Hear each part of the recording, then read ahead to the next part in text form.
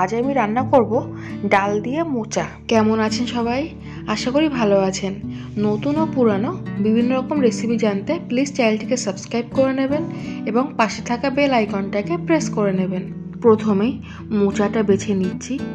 মোচাগুলো থেকে দেশলাইয়ের কাঠি মতন শক্ত একটা কাঠি বার হবে, ওটাকে ছিঁড়ে ফেলে দিতে হবে এবং ভেতরে যে পাতলা পর্দার মতন আছে ওটাকে ফেলে দিতে হবে। সবগুলো বাছা হয়ে গেলে এমন করে গোছ করে ধরে একটা চাকুর সাহায্যে ছোট ছোট করে কেটে নিতে হবে। কাটার পরে অবশ্যই জলের মধ্যে দিতে হবে, তা না হলে মোচাগুলো কালো হয়ে যাবে। এমনভাবে কাটতে কাটতে মোচাটা যখন ছোট হয়ে আসবে এবং কচি অংশটা বেরিয়ে আসবে তখন আর ছাড়ানোর দরকার নেই। তখন এভাবে একটা চাকুর সাহায্যে খুব ভালো করে কুচি করে নিলেই হয়ে যাবে। এখন 150 গ্রাম মতন মটর ডাল ভালো করে ধুয়ে সেদ্ধ করে নেব। এখানে আমি মটর ডাল ব্যবহার করেছি, আপনারা চাইলে ছোলার ডালও ব্যবহার করতে পারেন। এখন গ্যাসে কড়াই বসিয়ে কড়াই গরম হয়ে গেলে দিয়ে দিচ্ছি 50 ml সরষের তেল। তেলটা গরম হয়ে গেছে। এখন এই তেলের মধ্যে একটা তেজপাতা, 2টো শুকনো লঙ্কা এবং 1 চা চামচ গোটা জিরে ফোড়ন দিয়ে দিলাম। ফোড়ন দেওয়ার পরে 10 সেকেন্ড মতন একটু নাড়াচাড়া করে দিয়ে দিচ্ছি 4টে চিরা কাঁচা লঙ্কা। লঙ্কাটা দিয়েও 10 থেকে 15 সেকেন্ড একটু নাড়াচাড়া করে নিয়ে দিয়ে দিচ্ছি 1 টেবিল চামচ আদা বাটা। এই রান্নাটা সম্পূর্ণ আমি নিরামিষভাবে করছি, ওই জন্য এখানে পেঁয়াজ বা রসুনের ব্যবহার করছি না। আদা বাটা দেওয়ার পরে গ্যাসের ফ্লেমটা লো করে দিয়ে 1.5 মিনিট খুব ভালো করে কষিয়ে নিয়েছি। এখন দিয়ে দিচ্ছি কেটে রাখা মোচাগুলো। মোচাটা দেওয়ার পরেও 2 মিনিট খুব ভালো করে কষিয়ে নিয়েছি।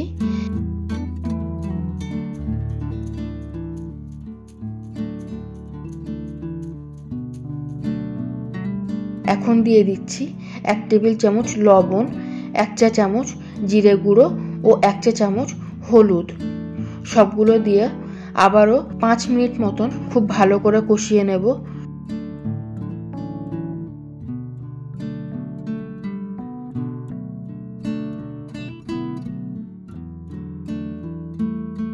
যখন মোচা থেকে তেল ছেড়ে আসবে তখন দিয়ে দেব আগে থেকে সেদ্ধ করে রাখা মটর ডাল।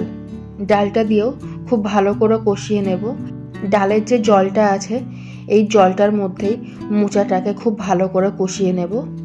কষাতে কষাতে দেখবেন আস্তে আস্তে মোচাটা ঘন হয়ে আসছে এবং কষাতে কষাতে মোচাটা যখন শুকনো হয়ে আসবে তখন দিয়ে দেব জল। আমি এখানে ডাল সেদ্ধর যে জলটা ছিল সেই জলটাই ব্যবহার করেছি। জলের পরিমাণটা একটু বেশি ব্যবহার করছি কারণ মোচাটা আমি আগে থেকে গলিয়ে নিইনি। আপনারা যদি মোচাটা আগে থেকে গলিয়ে নেন তবে জলের পরিমাণটা একটু কম দেবেন। মোচাটা গলানোর সময় অবশ্যই নেড়ে দেখে নেবেন, তা না হলে তলায় লেগে যাওয়ার সম্ভাবনা থাকবে। মোচাটাও গলে গেছে এবং ডালটাও বেশ ঘন হয়ে এসছে। এখন দিয়ে দিচ্ছি 1 চা চামচ গরম মশলার গুঁড়ো। গরম মশলা গুঁড়োটা দিয়েও খুব ভালো করে নেড়ে দেব। আর দিয়ে দিচ্ছি 1 চা চামচ ভাজা মশলা। এই ভাজা মশলাটা করার জন্য 1 চামচ ধনে, 1 চামচ জিরে, 1 চামচ মরিচ এবং 2টো শুকনো লঙ্কা শুকনো খোলায় ভেজে নিয়ে গুঁড়ো করে নিয়েছি। ব্যাস, ডালটা বেশ ঘন হয়ে এসছে। ঠান্ডা হয়ে আসলে আরোই বসে যাবে। এই অবস্থায় ঢাকনা দিয়ে গ্যাসের ফ্লেমটা বন্ধ করে দেব। ভিডিওটি ভালো লাগলে অবশ্যই একটা লাইক করে দেবেন এবং কমেন্টে জানাবেন কেমন হয়েছে। দেখা হচ্ছে আবার অন্য একটি রেসিপি নিয়ে। ততক্ষণে সবাই ভালো থাকবেন, সুস্থ থাকবেন।